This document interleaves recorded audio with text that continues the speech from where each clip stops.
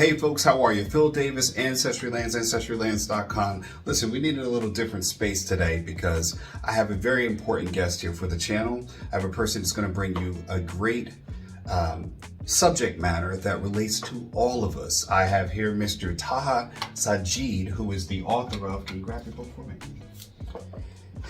The Ultimate Blockchain Security Handbook. And you might not be able to see that because of the glare. Let's try to get it in a better spot here. Let me bring it up close. This book is available on Amazon. Mr. Sajid, how are you doing today? I'm doing great. How are you? I'm good. Thanks for being on the show, all right? We got a little big time here. We got some rental space here, all right? We got some real estate here as well. So, your book, you're an author. You joined the club of authorship. Yeah. And you have your book about blockchain. So can you just tell us in a little bit, for the inexperienced, the unknowing, the non-educated, the people who need enlightenment, what is blockchain? It's an innovative technology. Think about I always gave this example while explaining blockchain that it's an infrastructure. Okay. Infrastructure has lights, has traffic signal, Right. has traffic signals, have a code of conduct to how you can ride on the roads. Right. So it's all about that infrastructure, and it's a new way of handling data. Got it. Much securely, but it has its own downsides as well. Okay, so for the viewers out there who are wondering, blockchain, it always seems to be this grand thing because every time I hear blockchain, I'm always hearing about crypto. It's always blockchain and crypto. Is blockchain, how is blockchain connected to crypto? Actually, blockchain is a protocol, and crypto is an application which sits on the blockchain protocol, and this is I would say it's one of the use cases where you can send your money across using that protocol. So it has gained popularity due to crypto. That's why people relate crypto with blockchain. Okay, so why is crypto so important? Why is it so popular? Why are people saying I'd rather have Bitcoin than gold? And gold, people are saying you're stupid, you should have gold, not crypto or Bitcoin. Dan Pena says you don't know who owns Bitcoin, so why should you do it? He's the guy that curses every time. Sees his kid and he's like, mother freaker, how are you doing? That's how he greets his whole family. Dan, I love you out there, but go ahead, tell me about it. So the people loves Bitcoin or crypto because it is a good one of value. Right. So you can invest in crypto and you can get 10x, 20x. Depends on the project. So that's one example of how it's gaining popularity. The other example I give is it removes the middleman. So it has its own way of connecting the peers. So if you are sending your money across using crypto, you'll not be spending some time or spending some cost on the middleman or on the intermediaries. Right. So that's what you can get with cryptos. Right. So we're talking about direct person-to-person exchanges without middleman. Yeah. Okay, right. Somebody trying to reach in your pockets and saying, "I'm charging you for the transaction." Yes. Yeah. So they're keeping the hand. Get your hand out of my pocket, kind of people. All right. So where does with crypto, the allure is person to person, peer to peer, without presumably government oversight. But now the government has gotten into the crypto game with the USDC, United States digital currency. So you talked about blockchain again, and I think we might not be hitting it home. You say blockchain stores. Yeah, blockchain is think about blocks which are having data, right? And they're building up a chain. That's why we call it as a blockchain. And the chain is binded with cryptography. Okay. So that's Got it. One way of thinking that what blockchain is. Okay. So as an investor, a person who, let's just move to a digital society where we're all digital, right? We're in the Star Wars era of there is no paper dollars. What does that world look like for the actual single person related to blockchain, their currency, their assets, everything seems like it's going to go digitized in some way, or the ownership of it will be digitized, maybe not the physical presence. How does blockchain work into that kind of system? Like, why is it becoming something that is more and more important? Yeah, so that's an important question. So if you think from the government perspective, if you are using blockchain as your underlying infrastructure to send the money across to central bank, to the central banks or the commercial banks, it gives you like more resiliency in terms of the networking part of it. Got it. So you don't have to spend too much on the middleman or on the different financial institution to make the settlements. Right. Because if you are using commercial banks, different financial institutions, right. You are like spending more time and cost on the settlement piece, Okay. Whereas if you are using crypto or a digital like crypto in a digital currency, using blockchain, you will not be spending more on that settlement piece, and then plus you will be having its properties, which is more like decentralized, distributed. You can run smart contracts on it. Right. So that's like, if you think about your by using blockchain, governments can use like different of its properties, which can enhance this whole ecosystem. Got it. Okay. So why are people afraid of blockchain? Because I think that, myself, I must be getting older because I'm scared of technology now, even though I use it every day. Why are people so afraid of blockchain, cryptocurrency, digital currency? What is there anything to be afraid of? Two things, 2 points I say in here. That one, which is it's being branded in a wrong way. Okay. Meaning, whenever you hear or ask anybody that, hey, what blockchain is, they usually relates this blockchain with crypto. Yeah. And crypto, if you hear the news, something like some coins are going 10x, some are not going up at all, and then there are scams happening. Right. So this is what have made people worried about this new technology. Right. And the second thing, which also like one of the factors, is it's been thought that with its properties like cryptography, like decentralized nature, distributed nature, Right. You get security by default. So they're kind of getting this or taking this for granted, like, hey, blockchain is already secure, I don't have to do anything. Oh, okay. So that's why it's been like the security portion of it. It's been overlooked. Okay, so let me. So, folks, I want to give you all a little history about this interview right now. This is our second take of this interview, all right? We tried it yesterday. My audio was a failure, right? So we had a serious issue. But one thing that happened, we had a group of young men that were outside, and we asked to come in, and they initially said no. We have one of the younger gentlemen here today. He's going to be joining us in a second. But again, it's just real time, because I think it's important for us to have this conversation, but also get a younger generations take on their understanding of blockchain, AI, cryptocurrency, what their experience is, how do they view cryptocurrency? Because I'm 43, you're how old? I'm 36. 36, and how old are you? 15? Okay, so we got a 15-year-old in here, right? I did speak with his father yesterday, and his father knows he's coming here. I did get some level of consent. Could you just twist that blinds a little bit? The pole on the left side, yep. Up, other way. So I look like I'm going to Jesus right now with the way I'm. Okay, great. No, that's great, good. So we had this young man. What was your name again? Jishnu. Jishnu. Yeah. Jishnu. He'll be joining us in a second. I'm going to pop the camera back because I wanted to get the dialogue open and allow him to ask questions too as well, so we can understand and get some education here, because we have a range of an audience here. We have age groups, and thanks for coming and showing up, because we want to make sure that people understand I'm going to be adopting this technology in my later years. It's going to be pivotal.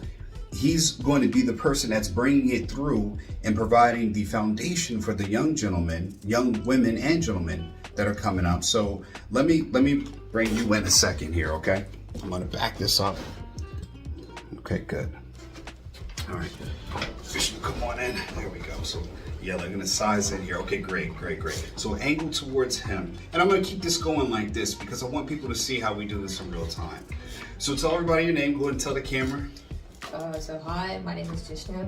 I'm studying in Conestoga High School. I'm a freshman, which is 9th grade. So personally to me, I have no clue about cryptocurrency. None. Jesus. So I just started to learn about personal finance because there's a course in Conestoga separately for personal finance. Got it. And in like 2 to 3 years, the PA, like the school county or something, they're gonna make it like you should be having this course for graduation. Okay. Just like other subjects like math and Right, biology. like a core class, Core right? class, Okay, yeah. got it. So this is going to be like a major course you need to get graduation for. Okay, good. So let's go ahead. Before you say something, so first of all, audience, cryptocurrency is not blockchain. Right. It's an application of blockchain. So people, we'll be correcting later, and I'll be educating that how it is different from blockchain and like the difference. Yeah. So this is a good time to have that discussion. So how is crypto and have you heard of blockchain? No. None. So can you explain to him so he can understand what world he's going to move it into with blockchain? So when you think about cryptocurrencies and blockchain, I give an example, which is if you look around the infrastructure here, you see roads, you see traffic lights, you see a lot of other facilities as well. Whereas the cars, the vehicles which are running on the road. So think about the cars and the vehicles as the applications, like the cryptocurrencies, and the infrastructure is blockchain, which is lights, roads, the traffic signals, the whole electricity things, So whatever you're getting, so blockchain has this suite of have the suite of technologies which is coming in and supporting that vehicle to go on the road and to move on the road. So when you think about crypto and blockchain, this is like one of the analogies which you can think in order to understand better. Folks, honestly, this couldn't have been a better thing to do because what you're seeing is live education happen. So when you're in school and now they're going to teach about finances, is crypto and digital, is that a part of it? Or is it just like, what do you know of what that class is going to look like? I don't think so because personal finance is more like your own savings account, like how are you going to develop money, like about stocks, about the 401k, like basically how you're going to save money and how are you going to spend. Oh, so that's not anything to do with... Yeah, anything, yeah. So you're not going to learn the technology around... I don't think so. Okay, so basically, where do you feel like that's being disserviced? So I think it's about time that curriculum should include the study of this technology as well, because the reason is blockchain is very much related to the personal finance. If in personal finance you will be using a wallet to store your like digital like the dollars or any like coins, so you have to understand that how that wallet is built up, and what is going behind the scenes when you're for example debiting your account, how the settlement is taking place. And the reason, folks, I'm telling here is like one of the use cases where we use blockchain is the use of smart contracts, which helps in quickly settlement of the money, thing. So like think about a use case where you have gone to a grocery store, you are purchasing something, and here when you are as you are sort of like swiping your card, your money is going to that like issuer bank. They are checking that whether you have the money or not, they are like responding with you with some codes in order to process your transaction. So if I'm putting blockchain in that behind the scenes, your whole money settlement can take place very fast, and and the banks will not be charging you $5 or $2 on particular transactions, so that's how the technology is coming in, and this is very important in educating the younger generation that how that technology can help in making your personal finance a good experience. Now, what questions do you have in relation to that? So what made you to like take this kind of initiative talking about cryptocurrency? Okay, so since it is impacting everyone's life, like you see, cryptocurrency is going up, and down also, and there are lots of scams happening, and that is, so for me, it's about the bad guys are coming after all of us. Right. So a lot of Nigerian princes out there, right? Everybody knows about them, right? I have $50 million and you send it right now. I promise to pay you back for a hamburger, right? Yeah. That's how important it is. And if we don't educate ourselves in how we can use this technology securely, we end up being a victim of that Nigerian prince. Right. Well, hey, listen, we don't want to go off on Nigeria now. We love you guys, all right? I'm like 10% Nigerian. So for my people, whatever you say in Nigeria for, we love you, all right? So let me ask this question, because when we talk about the digital point, right? When you get paid, or I get paid, we get paid through digital payments right directly to your bank. But if there's a breakdown, at least from what I'm understanding, in the system that's there, if it's not protected, like you have these data breaches from healthcare companies to Experian had a data breach as well. The technology from blockchain protects that data, because again, if you have identity theft, someone walks around and says, I want to be 15 right now and I want to have perfect credit and take your identity, then at least in this country, you have to fight back using legal processes, which cost you money, time, things like that, because your identity, your data is being taken every second, right? Meta, Facebook. Do you have Facebook? No. What do you got? Twitter? No. Instagram? I read Snapchat. Snapchat. Okay, well, is that what? So is any of that stuff on blockchain, or how is that being? Blockchain has its own a version of Snapchat. Okay. So think about I'll take like a minute. Yeah, go ahead, please. So when you think about like Meta, Snapchat, like they are being governed by a centralized authority, who is dictating that how the transactions or how the data should being extracted or being used in that platform, and when you put something on blockchain, it's decentralized, distributed, and so it is like it's like for the betterment of everyone. It's not like people are not taking their cut in a way that you can be open to do whatever you can, in terms of delivering better efficiency.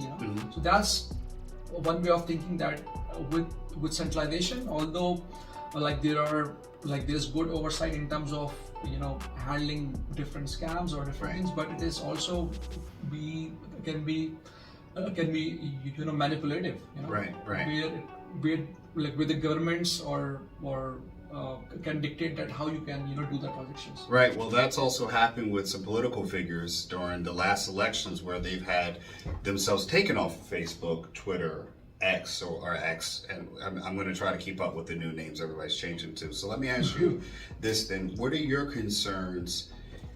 You're getting financial education, you're getting school education, you're going to go to college, you're going to get a job, but where do you see your future at, and what do you want to do in this world? What do you want to become? I know 15 is a little hard to give you that, but I had a lot of stuff going on. Like the first job I want to become was like a policeman. Because I live back in India, and I moved here recently, like in 2020. Okay. So it's been like 4 years or something. Okay. So first I want to become a policeman, then I wanted to become a doctor, then all sort of stuff. But now I'm trying to stick towards psychology. Psychology? Or a psychiatrist. You have a lot of patience, at least. I should. Okay. Yeah. I'm going to say, when you deal with people with mental problems, make sure you don't develop them either, okay? All right? Yeah. All right, good. Well, that's good. But that's a lot of schooling. Are you going to look at doctorate, or are you going to do private practice, or you think you might work out of it? And I know, again, that's a little early. Yeah. You might meet a girl 2 years from now and change everything, right? I'm sort of thinking about it right now, but I don't think I would want to study in the United States. Okay. Because of the education. I looked at like 2 to 3 videos on researched on it. Mm-hmm. It's going to take at least 8 to 10 years Yes. to become a psychiatrist or any part in medical school. Got it. At least 10 years. Okay. But compared to other countries, like if you take India, Mm-hmm. it's going to take just 4 years to become a doctor. Right. And if you want to do like doctorate or PhD, like extra 2 years or 1.5 years. Okay. So maximum is going to take like 6 years to become like a full doctor. Now you're going to do that, but your affording a lifestyle, Mm-hmm. right? When you come to this country 4 years ago. Yeah. All right. So how do you view the U.S.? Like when you come here, what was your perceptions of being before? Because you're young enough to know what you thought of the U.S. before and now. The first year I came here was like nothing to me because I had the virtual year going on. That was in COVID time. Right. Oh, you got here during the pandemic. Okay, Yeah. got it. 2020. So, and 2021, of course, you all had to put on a mask. Yeah, So, yeah. so the first year, like, I felt like I came into the United States was 2022. Okay. That's when everything was like normal. Right, no right, mask right. and no COVID-19. Like, we all got the booster shots and something. Mhm. Some of us did. Yeah, some of us. Some of us did. Go Hopefully ahead. most of them did. So it was pretty like different, like totally different from India, the education system. To be honest, this is more relaxed than India. Okay, got it. So yeah. Other than that, like we got more opportunities in the United States than in India. We got a lot of stuff to learn, like we have different pathways Right. compared to India. So with that, you're here getting that education, and I'm going to go back to where we circle into blockchain. You have family here, or you may end up coming back here at some point. You may end up being a psychologist where you do private billing. Even in India, you may do private billing, and I'm not going to speak to the technology, but if you are you have your own office, you have to keep that data safe, right? Because you have patient data.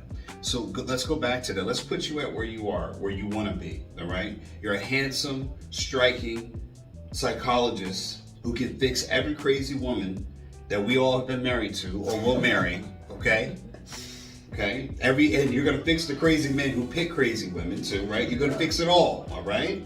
But you have settled it now by... Yeah, I know. I'm ruffling feathers here, folks, all right? And you're going to fix it all, right? And not be crazy at the same time, all right? Once you do that, you still have to deal with the business side. Billing, patient information, patient protection, patient privacy, all of HIPAA. Right. And that's where we come back to blockchain. So where is blockchain providing him an avenue? So if you are a psychiatrist, you're looking after the patients. So like think about like a use case where the patient has to take an appointments. Usually what happens in a normal centralized space, like the patient has an application, like maybe he will search for your name, he will like do the login, he will search for your name and then see that there's a queue in here, like made a request. So this whole process is being like done by a sample program, which takes the input and delivers some outputs, So think about if I'm just using blockchain in that use case, I'll be using smart contracts in trying to have this flow going, Send the request, check that, hey, do you have any patients list or not? When can he comes in? So all the data, you don't need like somebody to actually check all this information. It is a self-governing, a self-executing contract, where it takes the input and delivers output. So your patients will not have to wait for longer duration. At least, when they submit a request, they would exactly know the status that where, how much is the waiting time, So that's like somebody's not controlling the software. You can just, develop your own thing and, like put it on the blockchain and this data, what patient, for example, your patients, you say that, hey, like you need to go to a test, a lab and to do your test. Then you have to submit your test and have to evaluate this, So this like the patient file has to go across different different people. They have to check the records, making sure everything is good. So you don't. So with blockchain, it can be distributed. Everyone can have a copy of that record, right? And you don't have to do more programming on top of that. So you already with blockchain application in your use case, you'll be getting cryptography, meaning your data, your patient data will be secured. Nobody can take or do some manipulations on that data.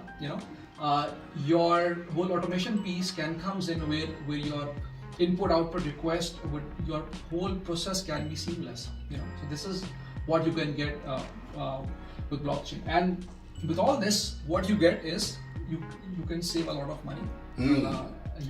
Your time will be saved. And plus, on top of that, you can project your solution.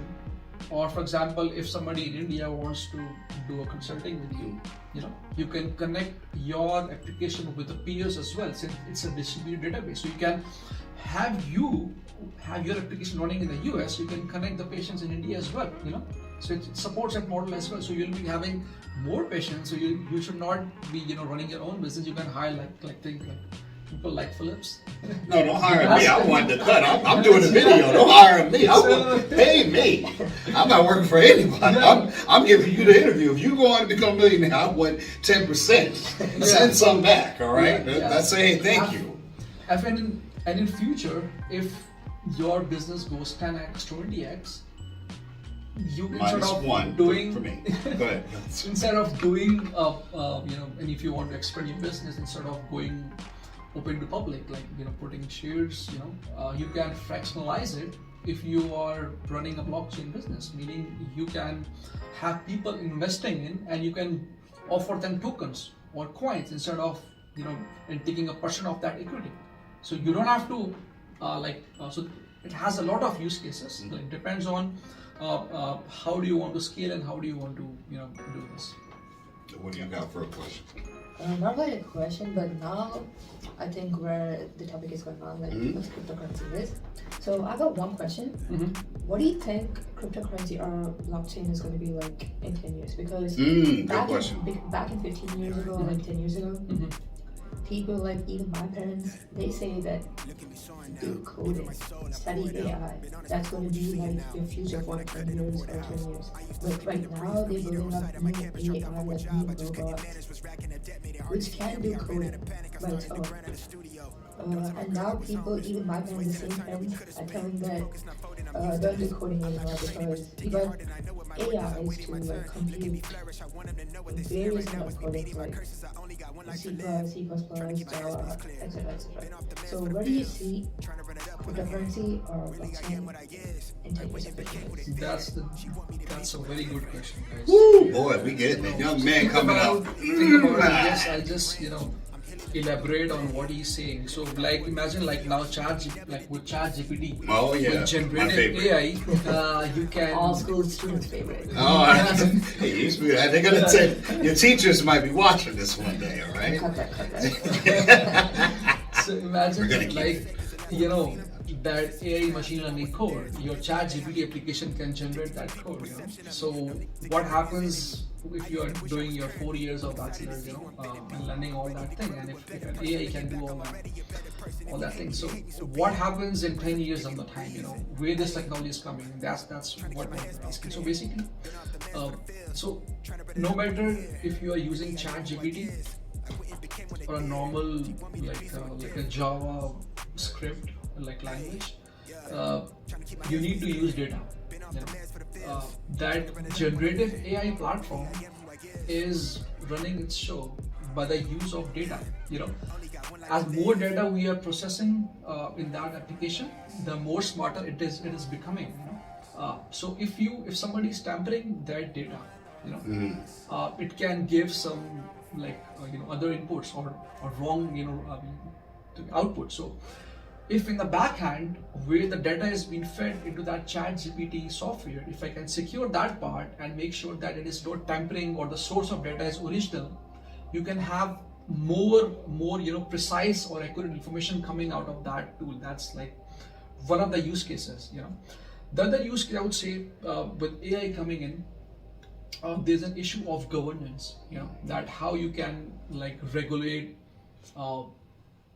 problem where the ChatGPT, where the information which ChatGPT is giving, if you are using that for the legal purpose, and if something is wrong, that would you blame the ChatGPT or would you blame somebody who is processing that information?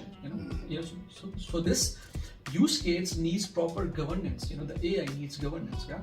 So in that governance model, if you can make it an ecosystem which is distributed, which is built on the consensus mechanism, which is run by a smart contract, you can better control the governance part of that AI. And in this way, you like that technology can be more adaptive, can be more trustworthy. So you're controlling the source of the data, which has been fed into that ChatGPT platform, by using that data from the blockchain, as well as setting up the governance model more distributed, more decentralized, like run by the smart contract, so it should not be like manipulated.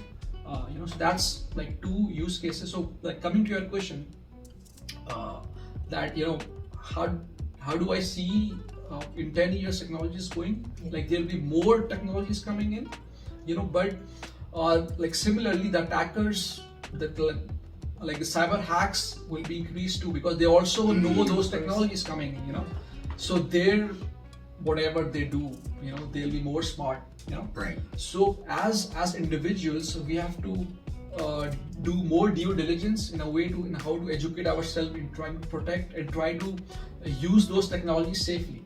So think about any technology what you are using, no matter like it's a psychological thing, it's a AI algorithm. You should like while you use those technologies, although it is like giving smarter results, but you have to know how to use them securely. So with any technology, you have to also learn like the cybersecurity part of it, which is confidentiality, integrity, and availability. Okay. And you're going to learn that already before you become a doctor. Look at that. All right, so let's talk about the book now. And I'm going to get to your last little bit of questions. In relation to your book, when he asked about jobs, and we're going to get to that because I want to really know, what do you see as, you're saying coding, Java, script, CB, DCBB. I'm not. You use a good language. Yeah. ABC, BBD. That's all I know. But any which way, the protecting yourself, because if you're going to be a doctor, psychologist, medical field, police officer, you still are going to be accessing data, no matter what, right? And the applications, the way that data is used, if you're getting wrong data, say you're a police officer, right? And you're looking for an African-American male with a black hat, with a black shirt, with yellow writing, in a room with two other men, right? You want to make sure that data is good data, so you can come in and get that person. Now, if it's fed wrong, and you're looking for an African-American male with a black hat, Ancestry Lands shirt up there, right? Because it's wrong data, you're going to come in and arrest me, right? I'm the wrong guy. It's him. He's the culprit. All right, no, I'm joking. So, but my point is, you talk about how to identify security, right? In this book. So can you tell us a little bit about where you feel that blockchain relates to that? How does a person protect himself against Nigerian princes, guys with hats, with black shirts, with yellow writing, and police officers with bad intel, right? By the way, one thing. So there's a perception, when you see a movie with somebody wearing a black hat, wearing a black jacket, right, running its code, and hacking and going to somebody's account, and so you are having this sort of thing in your mind that hey, like the hackers are like this, but the hackers are like all of us, right? They are just simple. Sure. They may be hanging there, Nigerian princes, right? So it's just a perception, right? Yeah. So the thing Actually, is that's a that good point. we should not be waiting for somebody to come to us, instead and then we'll be doing corrective actions or to going to some audit, right. Police that Right. hey, I'm lost, So this is something which we need to proactively handle all this. So coming to your question, which is in the book, yeah, you talk about this, right? Yeah. So in the book, what I explicitly mention is that so the understanding of blockchain is not clear. There's a lot of like misconceptions, which is like crypto is Bitcoin. Yes, it is Bitcoin, but like Bitcoin is blockchain, or blockchain or Bitcoin. So I have cleared that confusion in this book by going deep detail into each of the protocols, and then what I did is I try to zoom in a bit, like try to show everybody that how how it is secure from the confidentiality, integrity, and availability standpoint. If blockchain is used in any healthcare use case, for example, how your confidentiality would be saved, would be secured, which is like data privacy. So within that, I have tried to show that what are the vulnerabilities with this technology and how you can secure it. So this is something which is for everyone. Okay. Let me ask you then, do you have any, right now, before you walked in to what you're learning or getting on the way of learning, was this something that you now see as being a part of your world? Blockchain? Not in my world, I think it should be in everyone's world. And stop depending on others, doing it by yourself. Right. I think this is a great platform everyone can learn. Yeah. So I think Ancestry Lands is this YouTube channel is a great platform, right? Absolutely. But go ahead. Absolutely. Thanks for promoting the channel. Make sure everybody in your high school knows you're going on this video. Yeah. Okay, all right, good. Okay. So just like the Pennsylvania School Committee did, like personal finance should be in your graduation in like 2 years. Right. I wish they could also have done this. Right. Cryptocurrency, learning cryptocurrency or blockchain should be in your graduation. So that would be a great thing to every human being. And it's with Nigeria, Nigeria. We're gonna get off Nigeria for now. One thing I just need to highlight here, as you were telling about personal finance, we live in a privileged country. We live in a privileged world. My America! Oh my goodness, we're privileged. So a lot of people don't have access to the personal finance. They cannot store their money. They cannot access the banks. Either they don't have like internet with them, or they don't have a valid identity. Like identity, they don't have an ID card. For example, like villages in India, or parts of Africa, they don't have access to the bank. Like they don't have the ID card. So with blockchain, it allows those people to be a part of the financial ecosystem. They can use like with those I would say what I heard previously, it's around 1.5 to 2 billion people who are not included in the financial system. So imagine if in the personal finance topic, if we can also teach that how blockchain can help anybody in their personal finances, so it can open ways for the students to learn more, because they will be more curious to understand, hey, what blockchain has to do with personal finance. So this way, if you can include these topics into the personal finance topics, or anybody with the students, so it will help them to see this as one of the potential technologies. Good. What else do you think is missing from?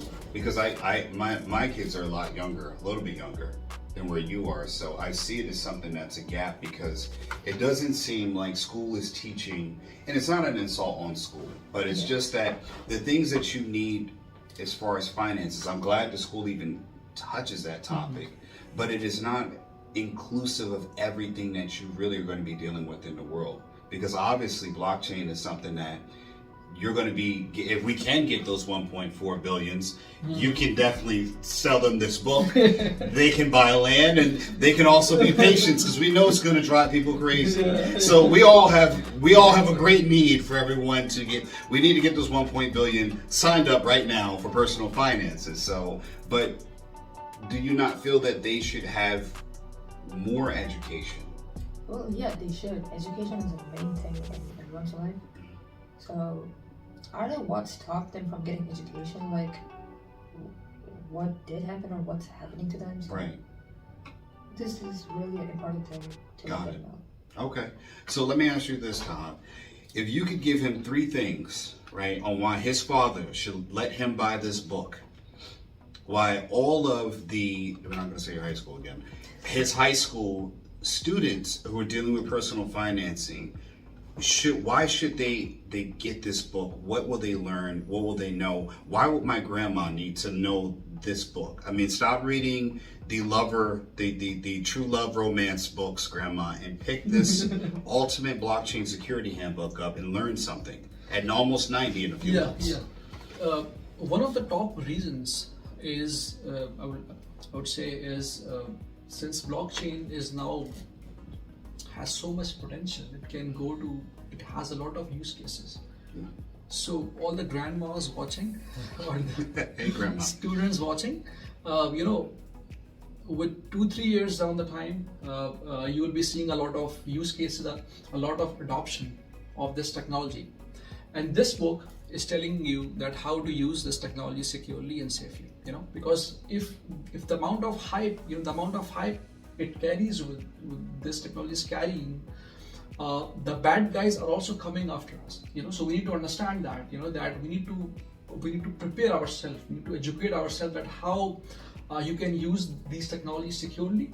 And if you are have become a victim of a scam, or your application is getting hacked, that what are the different ways that you can adapt and try to be proactive and manage all your applications securely. So I have given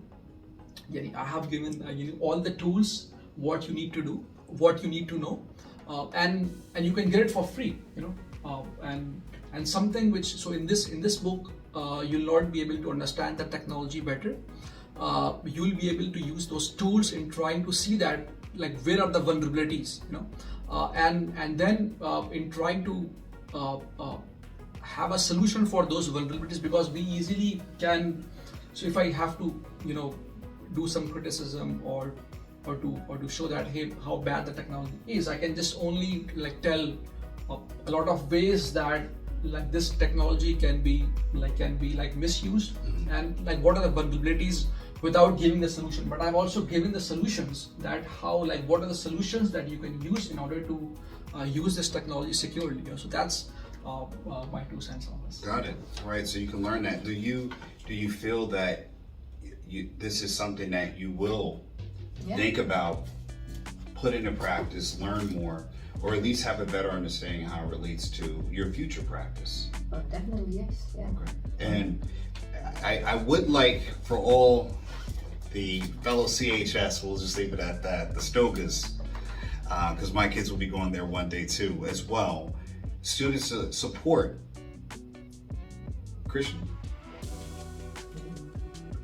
His journey, this video, this interview, where he learned something, because you said you learned, and that shows you the power of this book. It shows you the power of the knowledge that you're going to learn. And I actually learned some things that I now understand how it's going to relate to real estate transactions, because I would love to stop paying title companies middleman fees. I'm tired of paying you thousands of dollars to close real estate transactions, which the title company could be drawn from and done quickly, because we can do our own deeds, our own properties. Exactly. So folks, I'm going to tell you again, Ultimate Blockchain Security Handbook. Get this book on Amazon. I want to thank both my guests, Jishnu and Mr. Taha Sajid, the author. Jishnu. I'm going to get it right. Jishnu. This is the Ultimate Blockchain Security Handbook. I have my guest again, Jishnu, and the author of the book, the Ultimate Blockchain Security Handbook, Mr. Taha Sajid himself. This is Ancestry Lands, Phillip Davis. Remember, folks, I always tell you, I hope you've been educated, enlightened, and least of all, entertained. Thank you for joining in. Make sure you like, share, and comment. If you are from CHS area, represent, give us a like.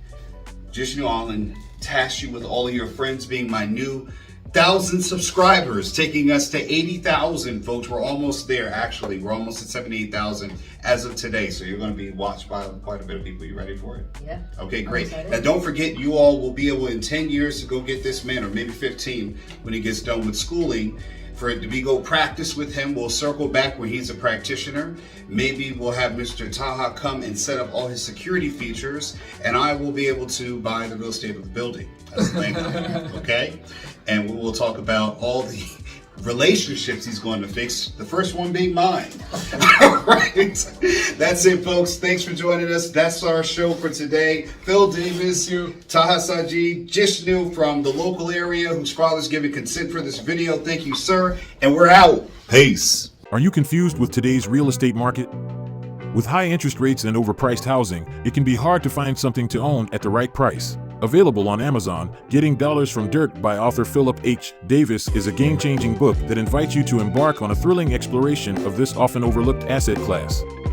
This book is your roadmap to unlocking the secrets of vacant land investment. Inside these pages, you will uncover the transformative power of vacant land as a wealth-building tool.